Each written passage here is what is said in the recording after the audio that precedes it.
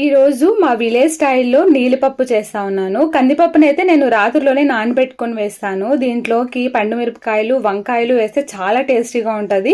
పప్పుతో పాటు మా హస్బెండ్ లంచ్ బాక్స్కి రెడ్ రైస్, ఫ్రైకి గోరుచిక్కుడుకాయలు, ఇంకా పిల్లలకైతే ఎగ్స్ పెట్టేశాను. ఇంకా మార్నింగ్ బ్రేక్ఫాస్ట్కి రాగి జావ కూడా చేస్తున్నాను. మన సబ్స్క్రైబర్స్లో కొంతమందికి చిన్న డౌట్ వచ్చిందనమాట. నేను ఒకే ఒక బాక్స్ అన్నం వండుతాను కదా, అది మీ ఫ్యామిలీ అందరికీ సరిపోతుందా అని. ఇంకా మీరు చేసిన ఒక బాక్స్ రైస్ మీ హస్బెండ్కే కట్టిస్తారు, మరి మీరేం తింటారు తెలుసుకోవచ్చా అని ఇంకా చాలా క్వశ్చన్స్ వచ్చాయి. యాక్చువల్లీ నేను మా హస్బెండ్ లంచ్ బాక్స్కి మా కర్రీస్ అన్నీ కూడా మార్నింగే చేసేస్తాను.